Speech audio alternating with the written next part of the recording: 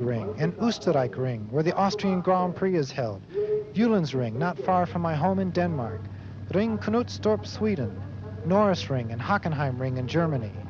But for the past 50 years, when all types of race fans worldwide referred to the ring, this unquestionably meant Nürburgring.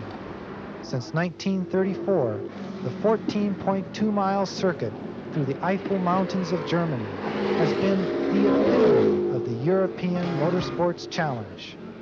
The exact number of its turns has always been a great topic of controversy, but everyone agrees over 150 curves had to be memorized to the last degree of difficulty before a driver could become really competitive at the ring. And it is this unusual length that had much to do with the Nürburgring's demise as an F1 facility. To bring 14 miles of track up to the necessary F1 standards is financially impossible. The organizers constantly tried to keep pace, starting by placing simple hay bales in front of trees and telephone poles to a major reconstruction in 1970. The final incident that prompted moving the German Grand Prix to Hockenheim Ring was Niki Lauda's horrifying accident on lap 2 of the 1976 F1 championship event.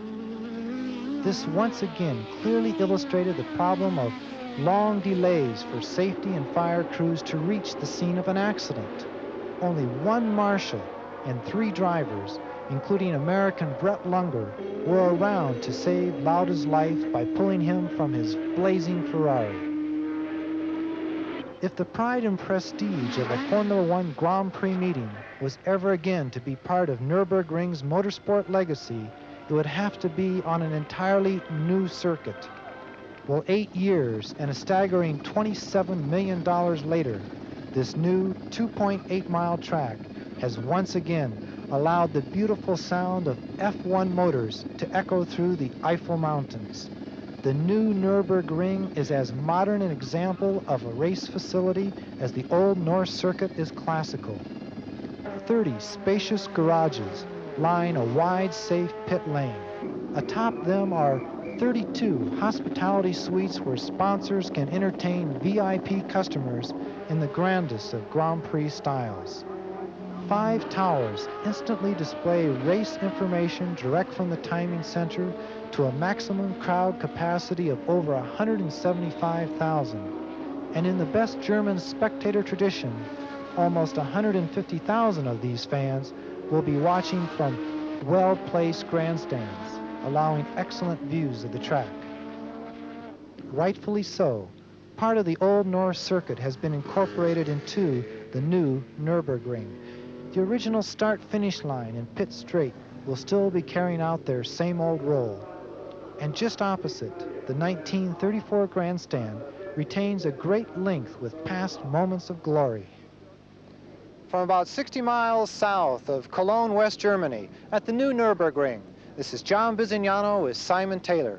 We'll be your hosts for this ESPN Auto Racing 84 coverage of the European Grand Prix for Formula One race cars.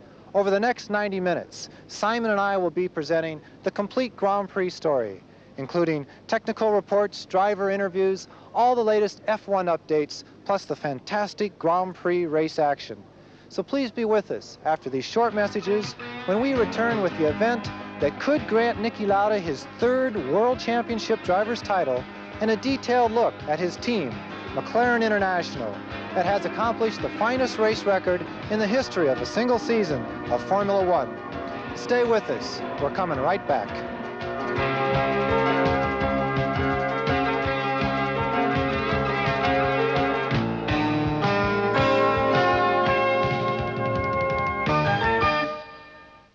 It's a very difficult task to win a Formula One World Championship, or even a single Grand Prix event. There are no guarantees that if a team surrounds itself with the most clever race engineers, quickest drivers, finest equipment, best mechanics, all tied together with a huge budget, that victory will naturally come their way. The competition is fierce, and total success is separated from zero results by a fine line of effort and luck. Since 1960, Lotus, Ferrari, McLaren, and Brabham have been the most consistent winners. Very rarely does a team totally dominate an entire season, but McLaren International has claimed that distinction for 1984 by establishing the finest single-season result record in the history of modern Grand Prix racing. They will capture both championships for drivers and constructors with an incredible 10 wins for 14 starts to date.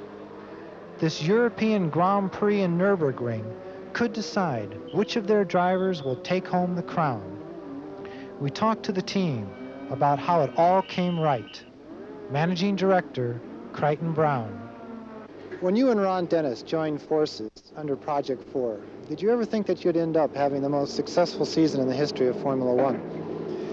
The answer to that, John, is that when we joined forces, we always intended and expected to run a highly successful team and eventually to get into Formula One. But I don't think anybody can ever expect something like this. I mean, this year has been exceptional by any standards. We're very fortunate that it's turned out that way, but you can't predict this kind of thing, however hard you work towards it. The first effort was actually in Formula 2, correct? Yes, when we first joined forces at the end of 1978, we'd both been running successful Formula 2 teams. In '79, we won the British Formula 3 Championship. We were by far the most successful team in Formula 2. We won the World Pro Car Series with Niki Lauda driving a BMW M1. We really had a clean sweep, and that really springboarded us into the Formula 1 project, which we then undertook for 12 months or 18 months ahead. Well, how did that merger actually come together then? Moving from Formula 2 into Formula 1, it's still quite a change. Yes, it is, and it was, but the reason that it turns out was that we'd already made a decision to do it, and just shortly after we made the decision, we were very fortunate to manage to grab John Barnard before he was grabbed by somebody else. He was just coming back from the United States from producing and designing the fabulously successful Chaparral Indy car, and he decided to come back to England, and we managed to get hold of him before anybody else did. And that's really when it really did take off, because we gave John the very simple brief to design and build the ultimate Formula 1 car with no holes barred, complete clean sheet of paper. Back in those days, Crichton, I can remember a lot of press people bringing out the point that you were sponsored in Formula 2 by Marlboro, and then you ended up in a Marlboro McLaren team. How important was that aspect?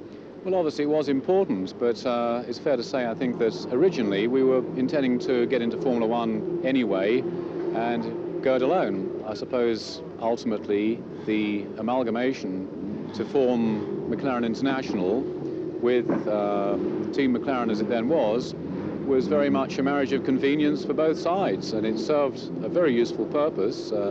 Their strengths were our weaknesses and vice versa, and I think it was beneficial for all sides, and Marlboro too in the end, that this should come about.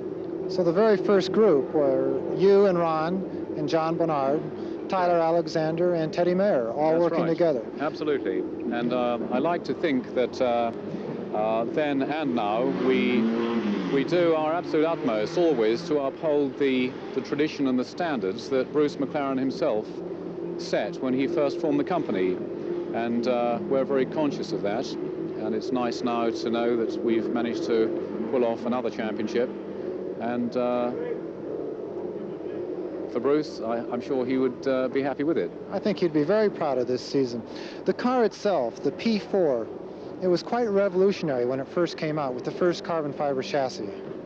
Yes, it was. Nobody had ever built a Grand Prix car or any race car out of carbon fiber, and there were a lot of people who looked at what we were doing when the car appeared who thought that we were really out on a limb and probably weren't doing it right.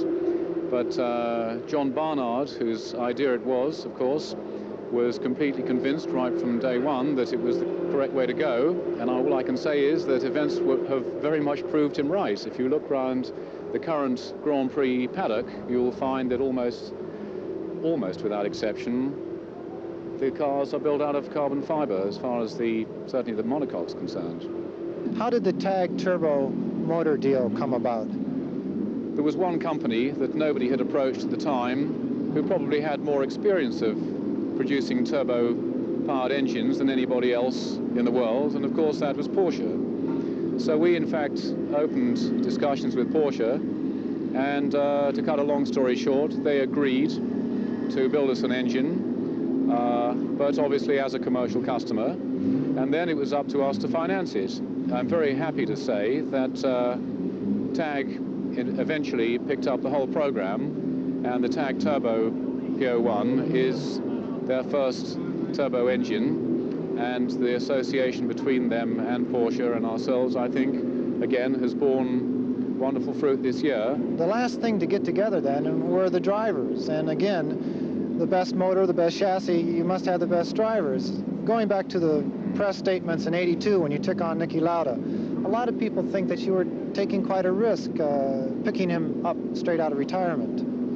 For anybody who doesn't know Niki, they might well think that, but when you do know him, you realize that with Niki almost anything is possible, because as a person he has such extraordinary strength of will and determination.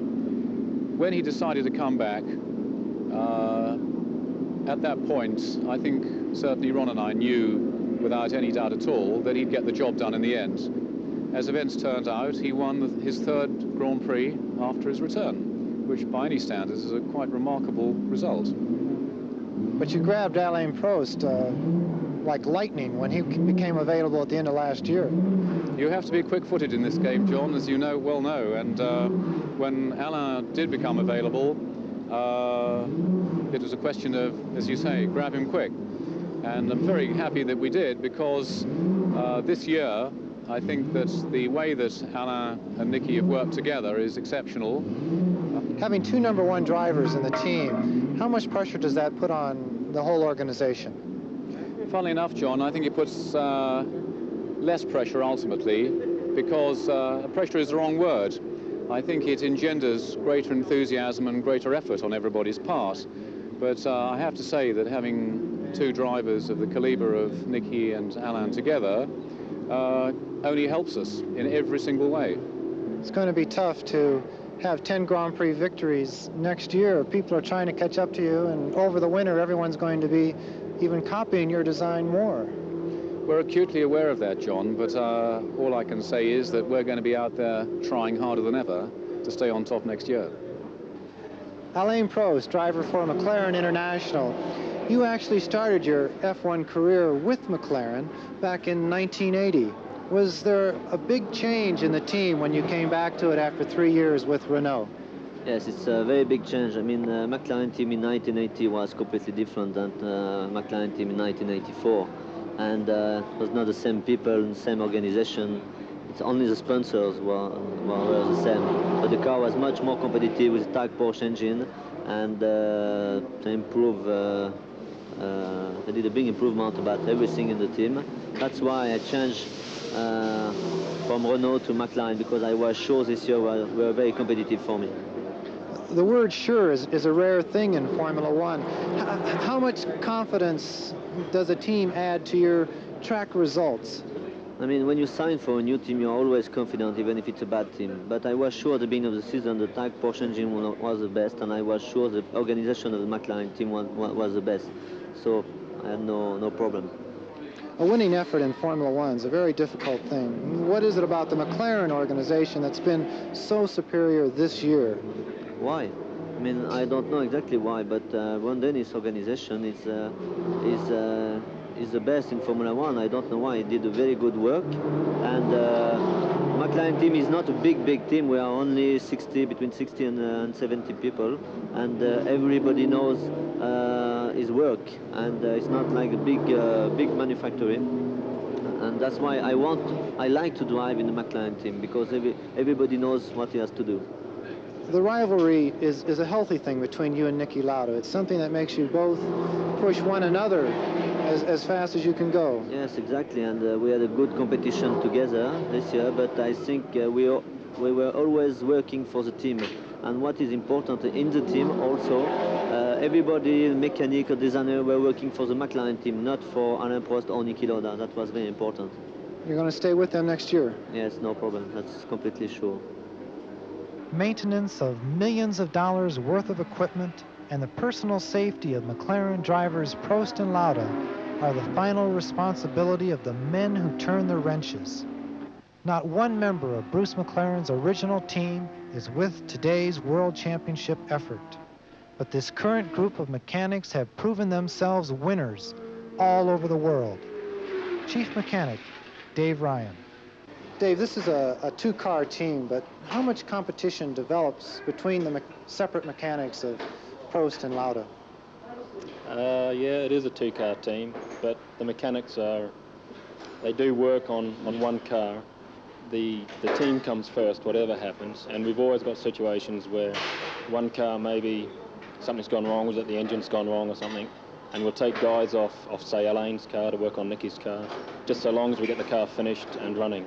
That's more important than anything else. And what about the worry of having to prepare every last nut and bolt, some 4,000 or 5,000 of them, on a World Championship effort? That's a great deal of pressure for everyone. Yeah, I suppose it is, but then again, the guys are all very professional, they're all very good. They wouldn't be working for us, really, if they weren't very good at their job. So apart from the natural worry, I don't think it's a heck of a lot to worry about for them. What does it mean to you to be the chief mechanic on a world champion Formula One effort, the most successful in history? Well, naturally, I'm very proud, but then again, so is every other mechanic in the team. It is a team effort. We all have worked, I think, very hard, and everyone's done a good job. So we're all very pleased, and it will be nice in 2 or 3 years' time to be able to say, yeah, we were working for that team at that time. Hopefully we'll still be working for them. For the past 19 years, beautiful McLaren cars have been winning races all over the world, but the results from 1984 are the best ever. It took the well-managed perfection of 70 employees and more than $10 million of sponsorship investment to secure both the Constructors and Drivers' Championships. To everyone involved, a very well-deserved congratulations. Simon Taylor will return with the all-important qualifying story here at the very cold New Nürburgring right after these short messages. Stay with us. We'll be right back.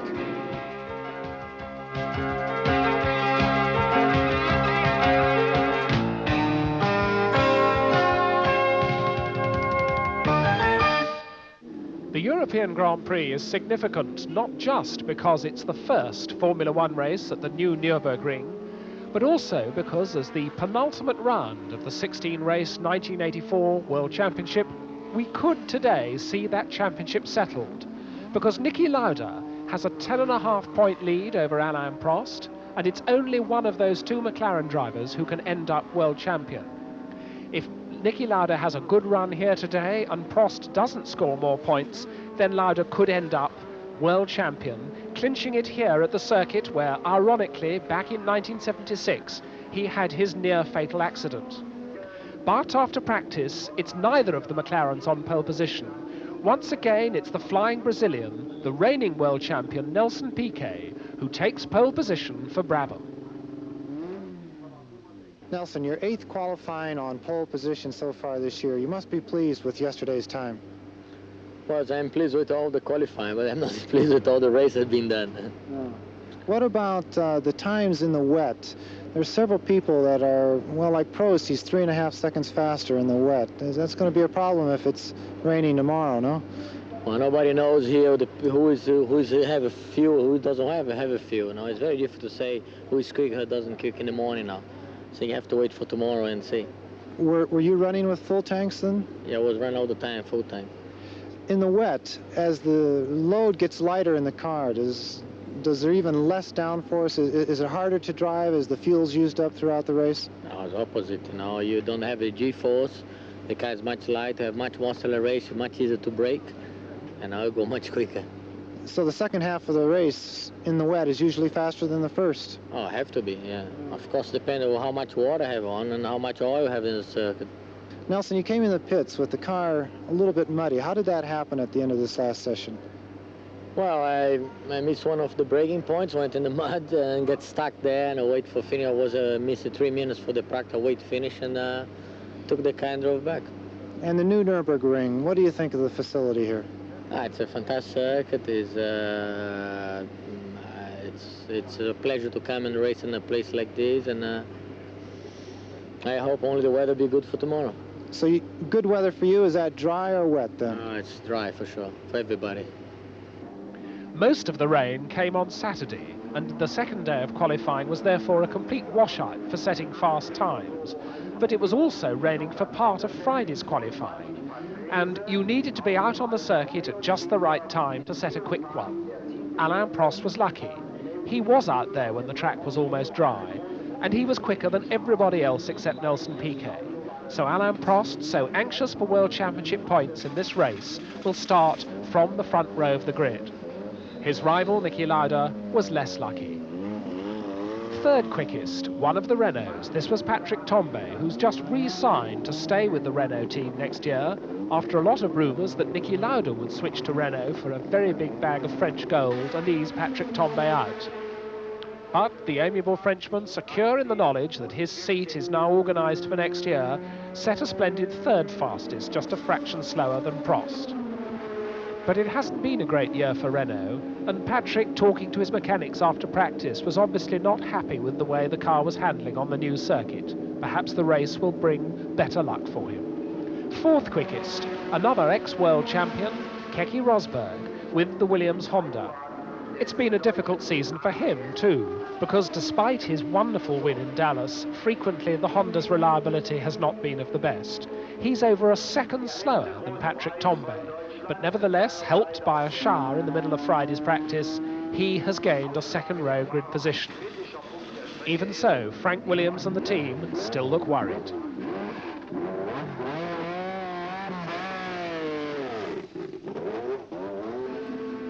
The Ferraris are going well here as well. They're both on the third row of the grid, with Michele Alboreto, the Italian, fractionally quicker than his teammate René Arnoux, the Frenchman. Michele Alboreto has been given a tremendous boost by his second place in his home Italian Grand Prix in the last round 4 weeks ago, and he's determined to follow that up with a good performance here at the new Nürburgring. In the dry, he gets the Ferrari around just a quarter of a second slower than Rosberg's Williams Honda.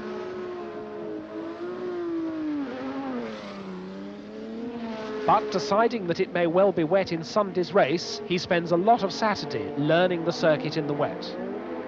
And what of Niki Lauda? We'll have his qualifying story and the rest of the practice news from the Nürburgring after these short messages.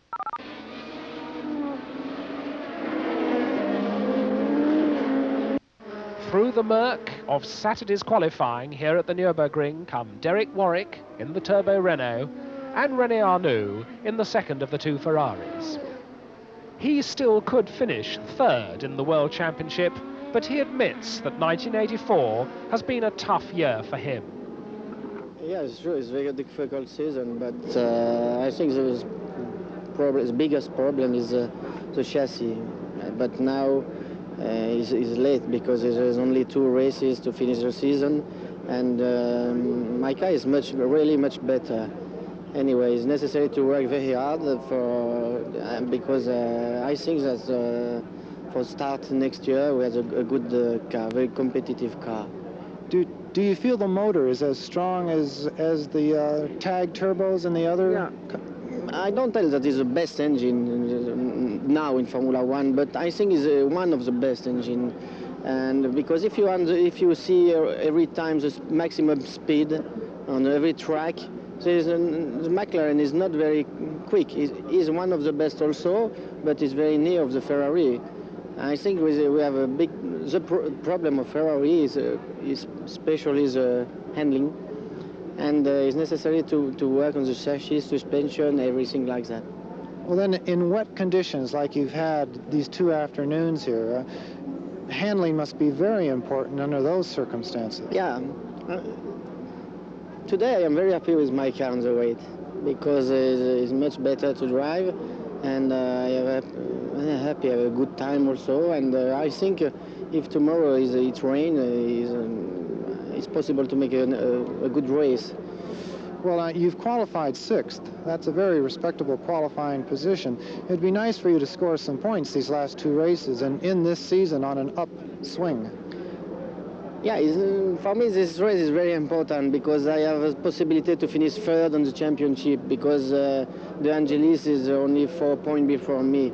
And I want to finish in 3rd after the 2 McLaren because the 2 McLaren this year is too much competitive for the car.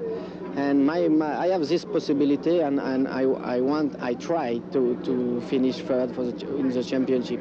So if you finish 3rd in the championship, you actually finish 1st behind the McLarens in a way. Yeah, and I'm not very happy because I want to finish 3rd. Is normal, but if I finish in this position, I am happy because this year the 2 McLaren cars are very competitive. And next year again with Ferrari?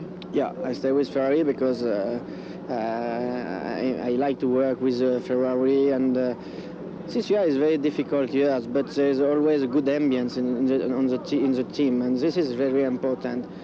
All people understand what is the problem for Ferrari, and we work very hard, and I think that now we are on a good way. And what of Niki Lauda? After trouble in the dry practice session with both his race car and the spare, he's going to start the race from 15th position on the grid, right back on the 8th row, which isn't going to help his battle with Prost one little bit. But first, what emotion does Niki Lauda feel coming back to the Nürburgring, the scene of his 1976 near-fatal accident?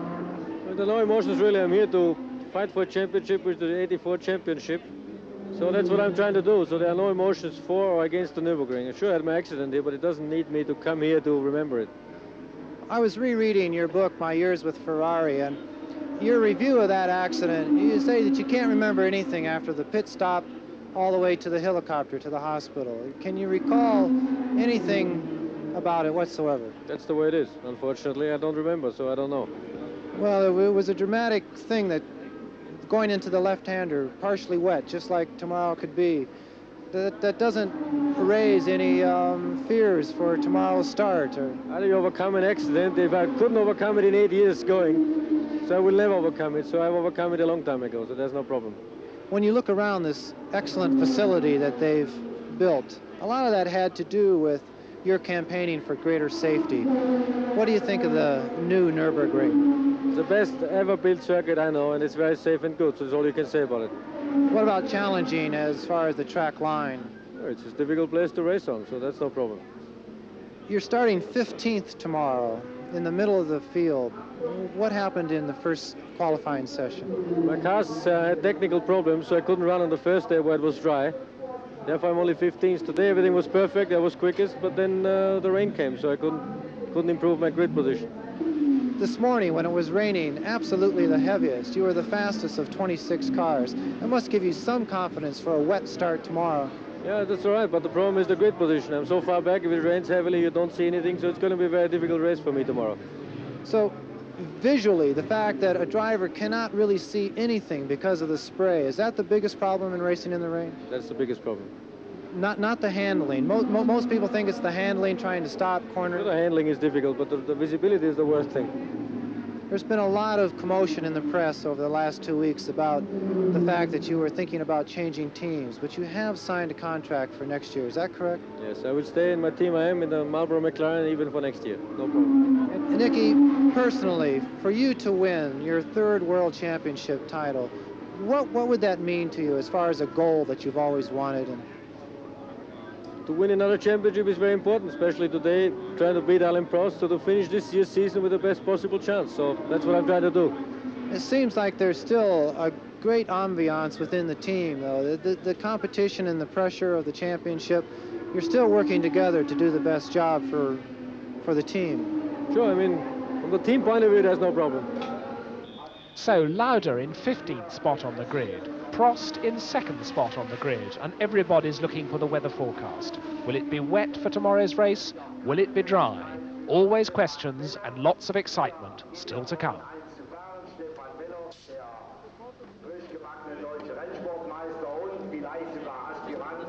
A great facility like this, and virtually every type of motor racing, depends on a great investment from sponsors. The only American entrant sponsor in Formula One is the Skoal Bandit team. Today we have Joe Taddeo, the managing director of Skoal Bandits in Europe, to talk to us about their team. Joe, Skoal Bandits, your name is on NASCARs and NASCAR stock cars and dirt track cars. And how does Formula One compare to your kart investment and those other types of racing? Well, I think there's a lot of similarities between our racing, but we look at racing as a great way of gaining attention and awareness for our product, Skoal Bandits. There's a lot of similarities in those races, but there are also a lot of differences, especially when you're talking about Formula One versus NASCAR, for example. NASCAR is very popular in the States, but it's more regionally segmented to the Southeast, as you're aware. Formula One has a much wider and larger audience, but it does the same thing for us. It gets attention and awareness for our product, and we think it's a good investment. So the Ram team actually carries your racing banner all over the world? Yes, they do. And of course, through television, we get coverage all over the world. Back to the States, you're racing in Detroit and Dallas. You must have been promoting those two events quite heavily. Oh, very much so, very much so. They're doing basically the same thing in the States with racing as we do here. Really taking advantage of the exposure. As a medium of advertising and sales promotion, do you feel that Formula One is a good investment? It gives you a good return? We think it does. Obviously, it's an investment in the future of our brand, Skoal Bandits, and we give it a lot of thought before we make the investment, and I think it's paying off. Well, what about your plans for next year? This is the time of year where all the sponsorships are being under discussion. You might not be able to reveal too much, but will there be a Skoal Bandit racer in Formula One next year? I think racing is always going to play a place in our marketing mix, and right now, like you said, we're deciding right now what we're going to be doing next year, but I'm pretty confident racing will be part of our marketing mix. Sunday race day dawns cold, windy, but mercifully dry. And as the 26 cars assemble on the grid, we even get a little bit of autumn German sunshine. At the front, once again, on pole position, the Brazilian Nelson Piquet with the Brabham. 24 points only in the championship so far. He's bound to lose his World Championship title at the end of this year, but he's still one of the very quickest men. And here's a man who could still win the World Championship. He's not going to clinch it today, but he wants points today to stay on terms with Niki Lauda.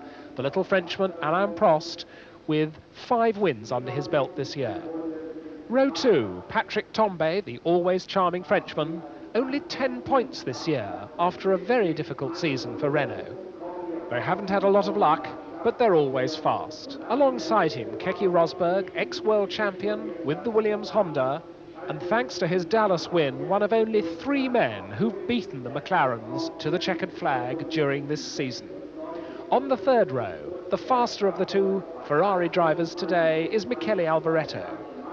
He's another man to have beaten the McLarens because he won the Belgian Grand Prix at Zolder way back in May. Alongside him, his own teammate, the ever-smiling Frenchman René Arnoux, 24.5 points in the championship. He's 4th, he knows he can't beat the McLarens, but he wants 3rd place in this year's table. As the field goes off on its final warm-up lap, 67 laps of racing ahead of them, let's quickly run down the rest of the grid. Derek Warwick in the Renault and Nigel Mansell in the Lotus on the 4th row. Riccardo Patrese in the Alfa Romeo, Theo Fabi in the Brabham on the 5th row. Then it's Thierry Boutsen in the Arrows and Ayrton Senna in the Tolman Hart. Eddie Cheever in the Alfa Romeo and Jacques Lafitte in the other Williams Honda. Then Niki Lauda right back in 15th place with the Marlboro McLaren, and Mark Surer with the Arrows, Andrea de Cesaris with the Ligier, and Gerhard Berger with the ATS. Francois Hainaut's Ligier, Ginzani's Azella, Jonathan Palmer in the Skoal Bandit Ram, and Joe Gartner in the Azella. Then it's Elio De Angelis, another man out of luck in practice with the Lotus. He's right down in 23rd position alongside Mauro Baldi's Spirit. And Philippe Alliot in the 2nd of the Skoal Bandit cars with Stefan Johansson right at the back in the Tolman Hart. This could be the race if Niki Lauda can recover from that starting position where he clinches his World Championship, but it's going to be a long 67 laps. We'll be back with the race action after this. So to the start of the European Grand Prix here at the new Nürburgring. The first time the Formula One cars have been here, so we're going to establish a new lap record today. We could even establish a new world champion today. Alain Prost, the second car on the grid there, the red and white McLaren, doesn't want that to happen because he knows he can't clinch the championship today, but Niki Lauda could. Niki Lauda right back on the 8th row of the grid. Nelson Piquet on pole. There's the red light. Here comes the green. It's green, we're away, and Piquet hangs far. Prost makes a superb start. Patrick Tambay is away quickly in the Renault as well, but it's Alain Prost who leads down the hill to the Castrol chicane. It's Tambay on the outside. Piquet is squeezed out. Tambay trying to go ahead of Prost. Oh, and there's trouble for Senna. Ayrton Senna right up the back of Keke Rosberg's car. Several other cars involved, spinning to a halt. Others driving across the infield to rejoin the race. But Keke Rosberg, very lucky there. Look at the tyre mark right down the side of the car near the cockpit. But he's getting out. He's obviously unhurt. Rosberg's race is over almost before it started. And the leader is Alain Prost from Patrick Tambay. There is Ayrton Senna picking up the debris from his badly damaged Tolman. And another car involved there, I think, was Théo Fabi. There is Fabi coming to a halt in Brabham number 2 as they push Keke Rosberg's car out of the way. And let's look at that first corner accident again. Prost and Tambay side by side. Behind them, Ayrton Senna spins, goes up the back of Keke Rosberg's car. Behind them, also spinning, Mark Surer in the Arrows and Gerhard Berger in the ATS. Several other cars coming to a halt, squeezing through the gap, and Senna is out of the race, his car quite badly damaged. Keke Rosberg also out of the race. Théo Fabi came to a halt, but I think is about to restart. And Prost has an enormous lead already at the end of the first lap from Tambay. Then it's Nelson Piquet in 3rd place, Derek Warwick is 4th, the 2 Ferraris are 5th and 6th, but Alain Prost is driving like a man possessed and pulling away already. Alboreto, Arnoux, Patrese, there is Niki Lauda, so Niki Lauda is already up into 9th place at the end of the first lap. He started 15th, he's 9th already. If he can progress up the field that fast, then he's going to be able to get on to terms with the leaders. Prost doesn't want that to happen. Prost is trying to make a break, and there is Fabi's car come to a complete halt, but he is restarting. They've given him a tow start behind the Porsche 928 course car, and Théo Fabi in Brabham number 2 is back in the race. Right at the back and right at the front is Alain Prost. There's the 2nd place battle. Patrick Tambay is 2nd for Renault. Nelson Piquet is 3rd for Brabham. Derek Warwick is 4th for Renault. Then Alboreto and Arnoux in Ferraris are 5th and 6th, and Niki Lauda is attacking the 7th place man. Niki Lauda is already attacking Riccardo Patrese in the green Alfa Romeo. He's between the 2 Alfas of Patrese and Chiva. End of lap 2, and look at that lead that McLaren number 7 has. Second man Patrick Tambay, meanwhile, is under real pressure from Nelson Piquet, Derek Warwick, Michele Alboreto, René Arnoux, and there is Lauda. Lauda is up into 7th place. Niki Lauda has now passed both the Alfa Romeos, as we see Piercarlo Ghinzani, the Azella driver, walking home. Also a shot there of Berger's ATS, another car to retire in the first lap accident. But Niki Lauda is storming up through the field. He's already 7th. He's got the 2 Ferraris of Arnoux and Alboreto ahead of him. Niki Lauda in 7th place, Alain Prost in 1st place. Remember, you get championship points for finishing in the first 6. 9 points for a win, 1 point for 6th place, nothing at all for 7th, so Niki Lauda isn't going to be at all satisfied with 7th place. He's going to want to attack those Ferraris. Alain Prost's pit signals no doubt telling him exactly how much lead he's got over second man Patrick Tambay. But there's a very long way to go, the championship in the balance. And there's the gap, 2.5 seconds was Prost's lead at the end of 2 laps. It's more than that now, and we'll be back with more race action here on Auto Racing 84 after this.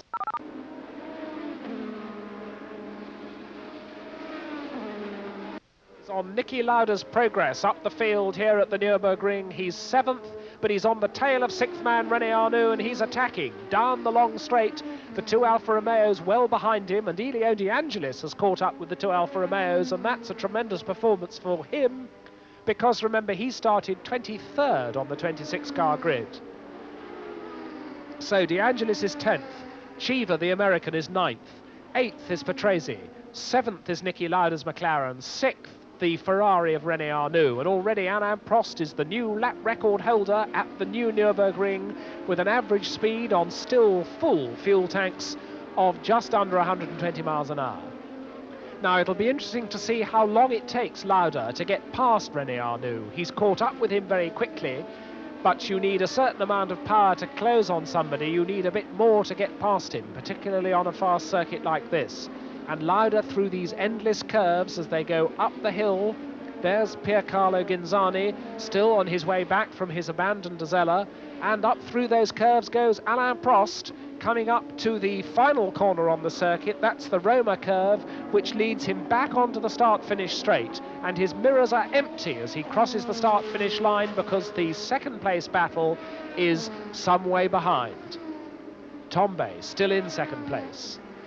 Third, still Nelson Piquet. Still fourth, the other Renault of the Englishman Derek Warwick. Fifth, Michele Alboretto's Ferrari. And the sixth place battle between René Arnoux and Niki Lauda. Niki Lauda still in seventh place, still out of the championship points at the moment. And that's all good news for Alain Prost. Remember the gap between them, 10.5 points. You get 9 points for a win. If Prost can win this race and Niki Lauda doesn't score, if he stays down in 7th place, then that 10.5 points lead of Lauda's becomes a 1.5 point lead as they go into the final race in Portugal. There's the position at the end of 5 laps, 3.7 seconds the lead that Prost had over Tombe, but Lauda 11.9 seconds only behind Prost. That's not a long way. Lauda now in 6th place. He has got past René Arnoux. He's split the two Ferraris. So Lauda is 6th, René Arnoux pushed down to 7th. And how long will it take Lauda to pass the other Ferrari of Michele Alboretto? Tombe there in 2nd place. The Brabham of Piquet having dropped back a little bit in 3rd place. But Derek Warwick now has his mirrors full of the Ferrari of Michele Alboretto. Warwick 4th, and 6th there is Lauda. There is Arnoux in 7th place. So René Arnoux has immediately lost touch with Niki Lauda. Lauda has thrown off the attentions of René Arnoux' Ferrari and is setting about applying his own attentions to the 5th place Ferrari ahead of him of Michele Alboretto. There is Alboretto and there is Derek Warwick and the Renault. And that little group has the makings of quite a battle for 4th place. Warwick, Alboretto, Lauda, Arnoux, then the two green Alfa Romeos in 8th and 9th places, and while all that battle is going on for 4th place, Alain Prost is pulling away all the time. Prost, Tombe, Piquet, round the Dunlop curve, then there's Warwick with Alboretto on his tail and Lauda closing all the time, a slightly more distant René Arnoux, and then the two Alfa Romeos with the Lotus of Elio De Angelis there with them. Into the bit curver, Warwick, Alboretto, Lauda. Still completely dry here, still jolly cold, but no sign of rain. And there is Tombe, there is Piquet, a gap. There is Warwick, Alboretto, Lauda, closing up in the 4th place battle. Niki Lauda tucked down in the cockpit, his head forward, concentrating on shaving the split seconds from every corner to close that gap to the back of the Ferrari. There's 4th man Warwick, 5th man Alboretto, 6th man Lauda.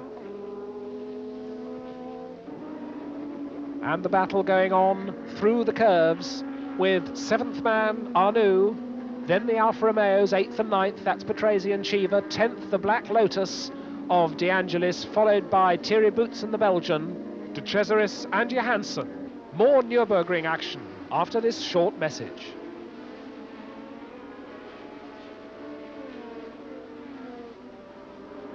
And still they battle on. Derek Warwick 4th, Michele Alboretto 5th, Niki Lauda 6th. Alain Prost still the leader here at the Nürburgring of the European Grand Prix with this big lead.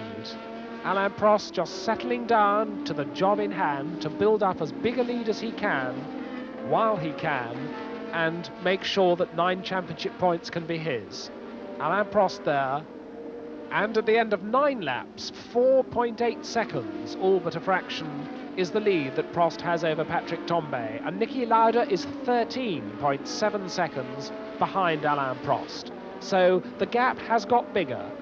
Another 2 seconds gap between Prost and Lauda, and I think that's because Lauda is stuck in that high-speed traffic jam behind Michele Alboretto's Ferrari and the Renault of Derek Warwick. And talking of high-speed traffic, that's Alain Prost's next problem, because while he's out on his own in the lead, he's already caught up with the back markers. He's got the Frenchman Philippe Alliot in the Ram Skull Bandit car to lap, which he does easily, pulling alongside and storming by down the long straight. Now, it's often the case that back markers can provide a wild card in a race of this sort. Prost is just concentrating on building up as long a lead as he possibly can. But if you're the leader, you're the first man to catch up with the back markers. Perhaps they're having their own battle amongst themselves. Perhaps they're not ready for it. They might even not see the blue flag, which the marshals will be waving to say, there's a faster car closing up behind you, watch your mirrors. But Prost is past Philippe Alliot. He's got some other back markers ahead of him. And meanwhile, Patrick Tambay, in second place, is the next man to close on Alliot. Still the Brabham in third place, that's the reigning world champion Nelson Piquet, and Derek Warwick still hanging on to this fourth place ahead of Alboretto and Lauda. René Arnoux back in seventh place, the two Alphas running 8th and 9th, and Elio De Angelis storming along in 10th place.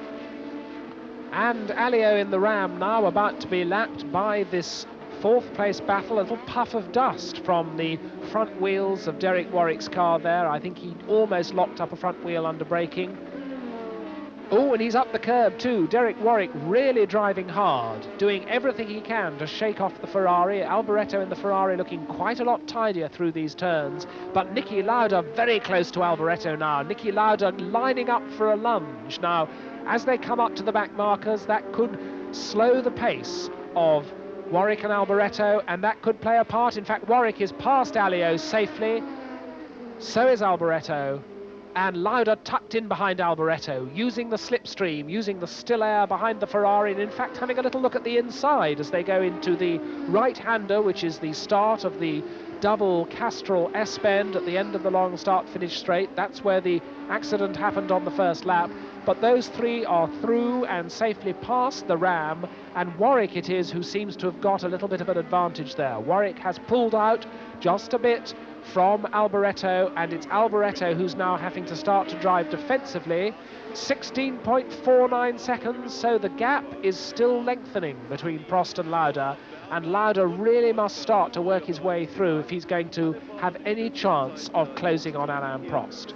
And Lauda knows it. The pit signals are telling him how quickly Prost is going. Prost, the new lap record holder, pulling away from the rest of the field, and Niki Lauda stuck behind the fifth place Ferrari of Michele Alboretto. Little feint up the inside there once more. Neither Alboretto nor Lauda using the curb as Derek Warwick was there, but Warwick pulling away just a little bit. Renault second, Renault fourth, Brabham third, Ferrari fifth, McLaren's first and sixth. But Lauda anxious to do something about that sixth place. Onto the start-finish straight once more. Warwick glances in his mirror as he changes up through the gearbox over the start-finish line to see just how far behind Alboretto is, and that was a Ram spinning. That was Jonathan Palmer. Jonathan Palmer spins just after having been lapped by the leader, Alain Prost. That could have been quite a nasty moment, but fortunately Prost was already past and through ahead of Palmer. But there's a lot more lapping still to come, a lot more excitement still to come. There's Palmer restarting. Stay with us for more action from the Nürburgring on Auto Racing 84.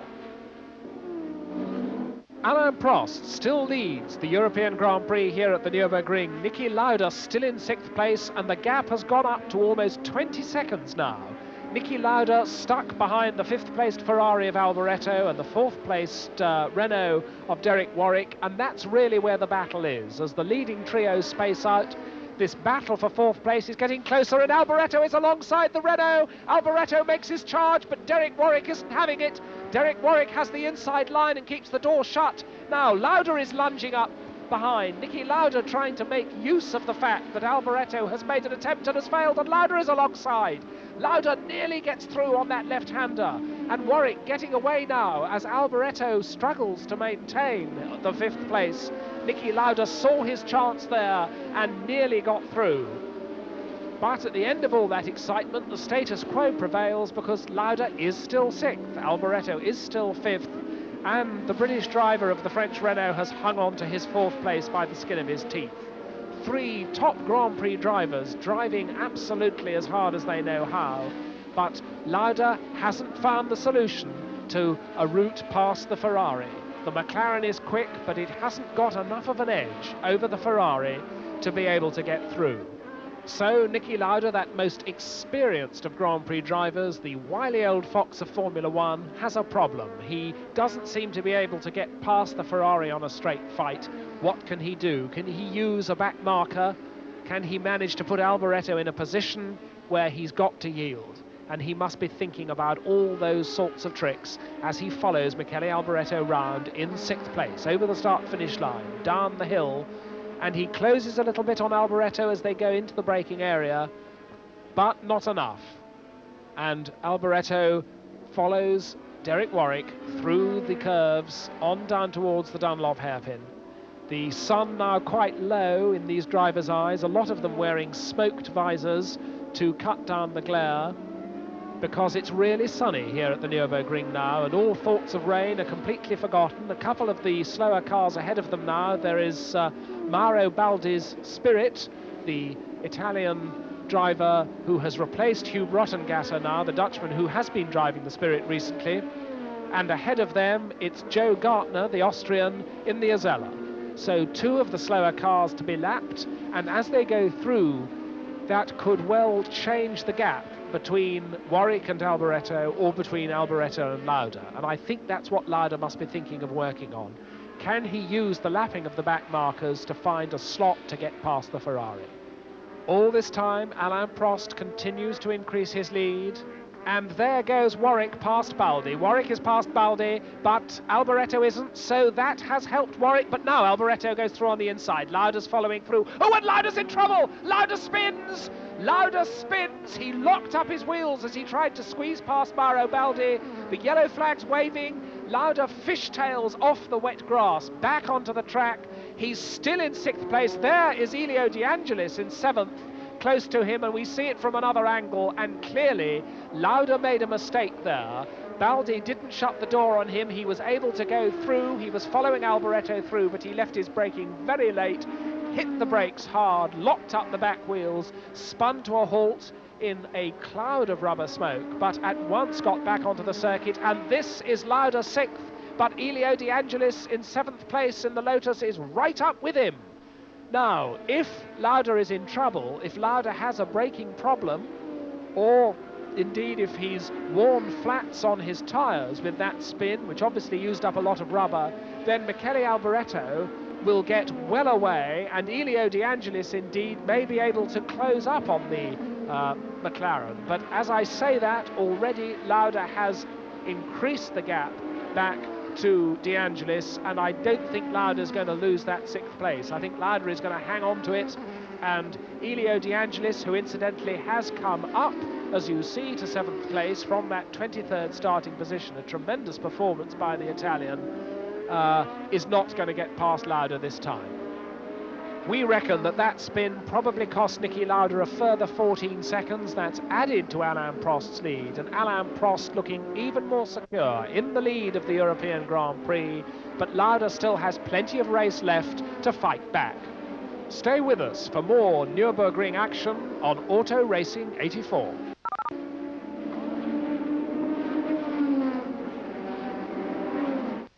At the European Grand Prix at the Nürburgring, the drama continues because Jacques Lafitte is bringing the Williams Honda into the pits smoking, and Elio De Angelis, who came storming up the field to 7th place from a 23rd starting position, has parked the Lotus number 11 out on the wet grass. There is Lafitte coming into the pits as the marshals manhandle De Angelis' Lotus out of the way, and there is Patrick Tombe, the second place man, still Alain Prost in the lead, still Patrick Tombe in second place with the Renault.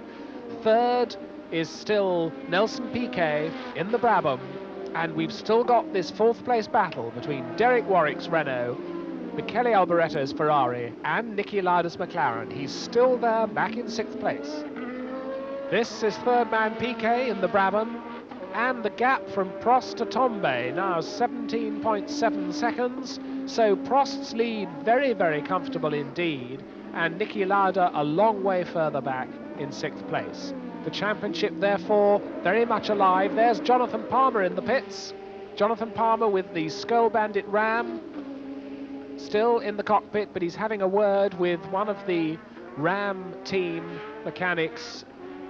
And there is Alain Prost once more, coming through the Roma Curva, on down the long start-finish straight. Back markers ahead of him to be lapped, and his mirror's almost empty.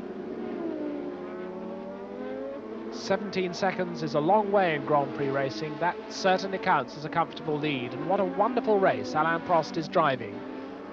And the other Skull Bandit car in the pits, that's Philippe Alliot, the Frenchman. Lots of smoke. In fact, it's pretty hot back there. The mechanics starting back from the heat, having tried to get the rear engine cover off. A crowd collects, off comes the engine cover, and I think that Philippe Alliot gets out of the car. And look at the battle for second place suddenly, because Nelson Piquet is right on Patrick Tombe's tail. Nelson Piquet has come right up to Patrick Tombe and looks set for a challenge for second place. Patrick Tombe, who's been in second place ever since the green light that started this race. But there goes Piquet. Piquet goes through into second place. Patrick Tombe makes no effort to fight him off, and Patrick Tombe's car has been sounding a little bit flat as it passes us here in our position at the start-finish line for the last couple of laps or so. And clearly there was absolutely nothing that Tombe could do about that great lunge from Nelson Piquet in the Brabham. Piquet through into second place and almost at once pulling away, and there is a fastest lap for Niki Lauda. 121 miles an hour plus for Niki Lauda, so he may still be back in sixth place, but he's driving harder than ever to close this gap. Patrick Tombe slipping back in third place, so it's Renault's third and fourth. You could hear the engine spluttering there. It doesn't sound at all healthy. Derek Warwick's Renault, however, still healthy enough to maintain fourth place ahead of Michele Alboretto's Ferrari, which is fifth, and of course Niki Lauda still in that sixth place. And a word for Nigel Mansell, because although Elio De Angelis has retired, Lotus number 11, Lotus number 12, Mansell was delayed by that lap 1 accident at the first corner, but Mansell also has come storming up just as Elio De Angelis did, and he is now in 7th place behind Niki Lauda. Into the pits comes Tombe. So that misfire, obviously too serious. He's come in, they're going to take the engine cover off. The yellow-coated Renault mechanics go into action. Tombe keeping the engine running, and it's pretty hot in there, but it looks as though they're changing the electronic spark box, which lives just behind Tombe's head. And that's Mansell. Mansell on fire. Nigel Mansell now in 6th place on fire, and the car well and truly burning. He's spun to a halt at the Roma Curva. Yellow flags from the marshals. Mansell getting out of the car, and we see it again. The car clearly on fire after, I would guess, a serious engine blow-up, and Mansell spins the car very rapidly off the track onto the grass, sheets of flame both sides, very dramatic sight. But Nigel Mansell is safely out of the car. He's helping the marshals with the fire extinguishers. So still the action continues here at the Nürburgring. Stay with us for the closing stages of the European Grand Prix after this. They're still working on Patrick Tombe's Renault here in the pits at the European Grand Prix, but he's underway again, a fresh electronic spark box at the back. But meanwhile, he's dropped out of the first three, and Michele Alboreto has moved ahead. So Michele Alboreto now up to third in the Ferrari. Derek Warwick is fourth, but Niki Lauda is attacking, and Lauda going through. No, he doesn't. I thought Lauda had got that, but Derek Warwick slams the door in Niki Lauda's face. Lauda has to drop back again.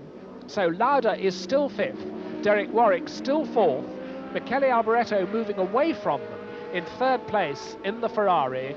Nelson Piquet, the new second man, and Alain Prost is still out there in the lead. Niki Lauda charging again, right back up to Derek Warwick once more. Warwick with his mirrors absolutely full of the red and white nose of the McLaren. Into the Roma curva, and there he goes! Lauda does it, a very tight line out of the Roma curva, and nothing that Derek Warwick could do about that. Lauda went storming by up the inside. Niki Lauda now is fourth, and that's a lot better than the sixth place he had just a few laps ago, because you get 3 points for fourth.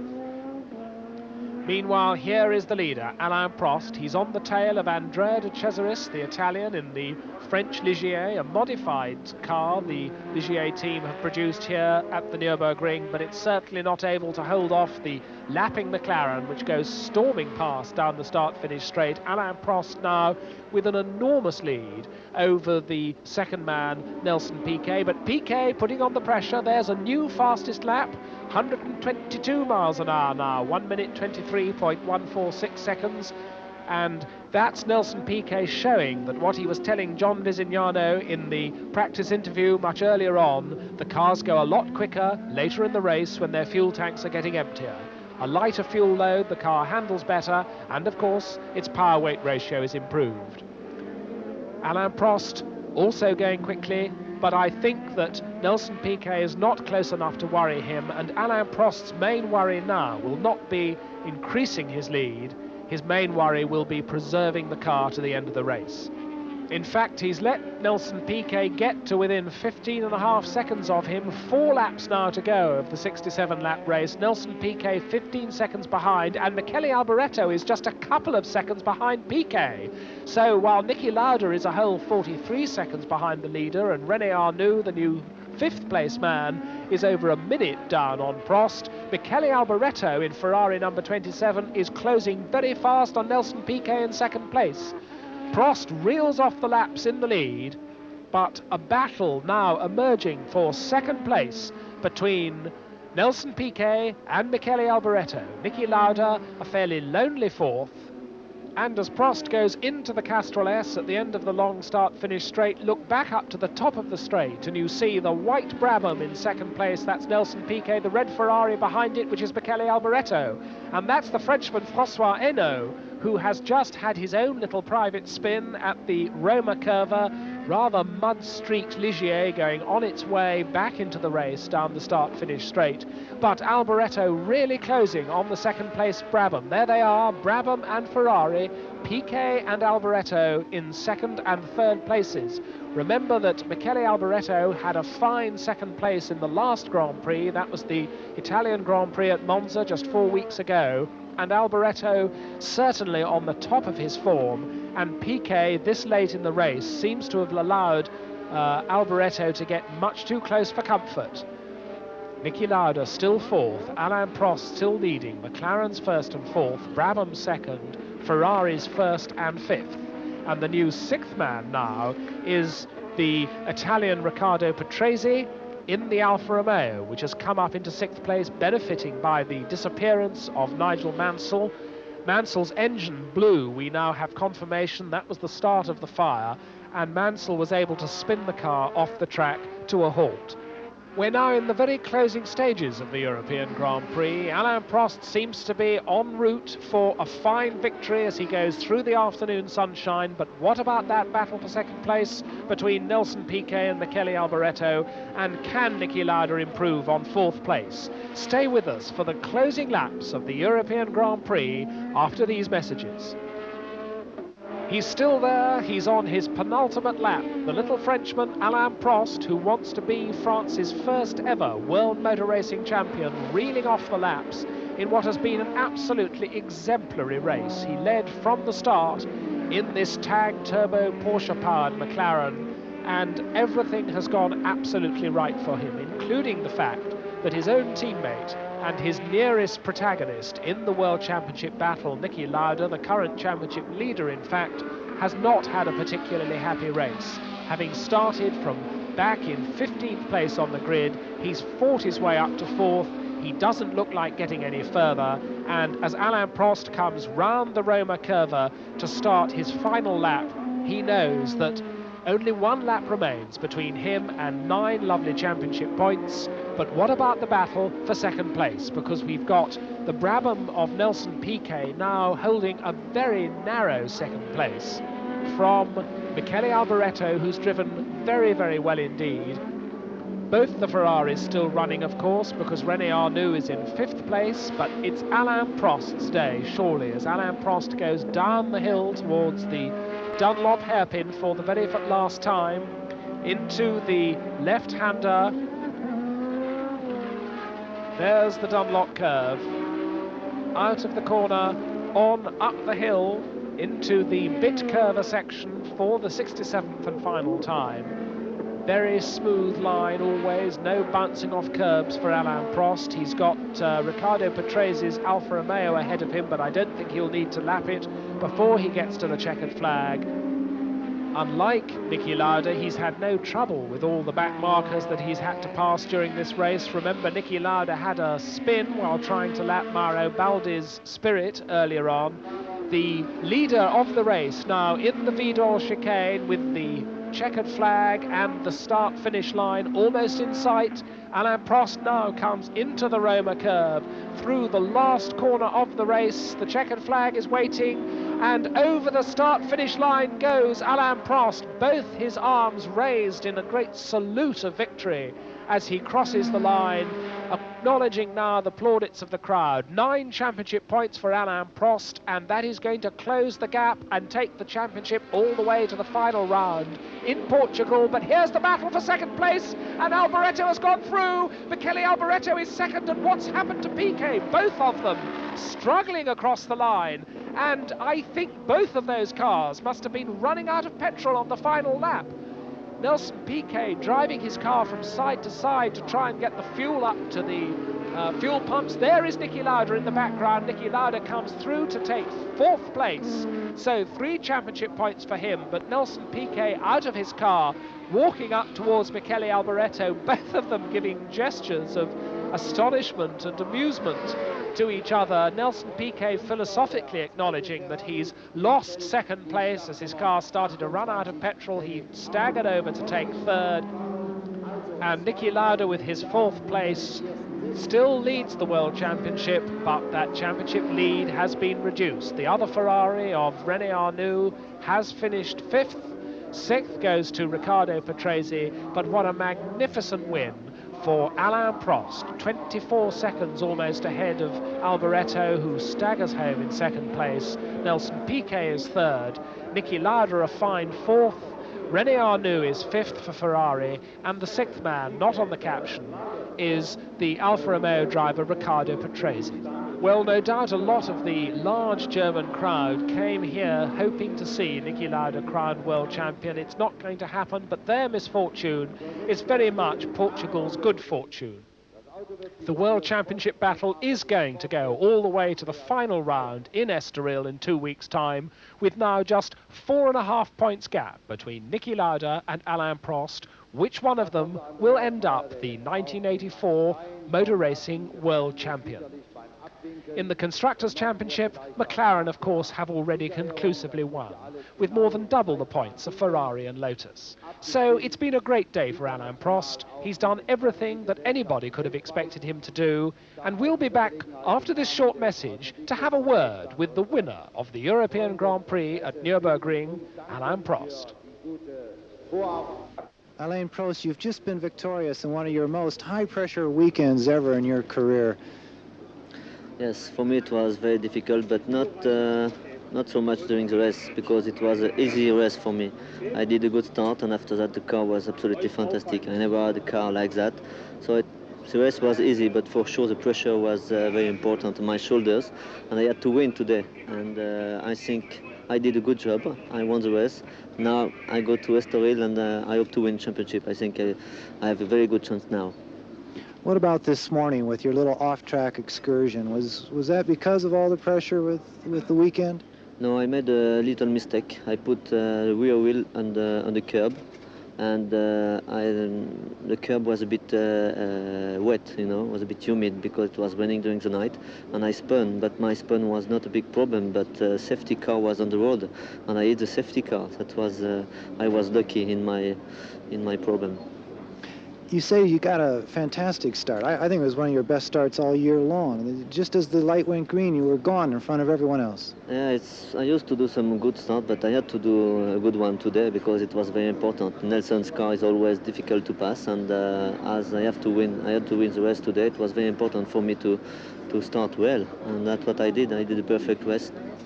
Almost a 20 or 30-second lead at some points in the early stages of the race. Were you backing off at all at any stage when you had that much of a lead? No, I wanted to push a little bit because I've chosen some hard tires, and the Michelin tires today were very good, but I had to push a little bit, otherwise I was picking up the rubber on the ground, and that's why I was pushing a little bit more, and also I was a bit afraid by the shower. So it was better for me to push a little bit, take maybe 30 seconds advantage, and after that wait a little bit. That's what I did. Was your pit constantly informing you of the race situation as far as Nicky? Were you aware of his positions and his troubles during the race? Yes, not at the beginning, but I mean, I had a difference between a gap between the second and third, but I did not know about Nicky at the beginning. After that, I knew he was fourth, and for me it was perfect. I mean, for sure, I would prefer he had stopped, but I take 6 points on Nicky today, and it's a good result. How are you going to spend the next 10 days before you arrive in Estoril for the World Championship again? The same than before. Maybe I'm going to do some sport a little bit more. I'm going to stay quiet, and maybe I'm going to spend holidays to be in very good shape for Estoril. Some more golf? Maybe, but maybe I'm going to be quiet. I don't know, but for sure I'm going to play golf anyway. Well, there's a great drama that you've put back into this championship for 1984, and all your fans are very happy for you. Yeah, I think it's very important to finish the championship in the last race. For me, I wanted to go to the last race and with no holidays, you know what I mean. And I did a good, very fantastic season. I did a good season, and I absolutely want to win the championship. And even if I do not win it, I want to go to Estoril with a chance. That's what I did today. This has been John Bizignano and Simon Taylor. We've enjoyed bringing you this exciting ESPN coverage of the European Grand Prix from the new Nürburgring. Please watch your local listings for more ESPN Auto Racing 84 as we move from the center of Germany to the Atlantic coast at Estoril, Portugal for the final round of this exciting 1984 Formula One World Championship. It's going right down to the wire. Be with us.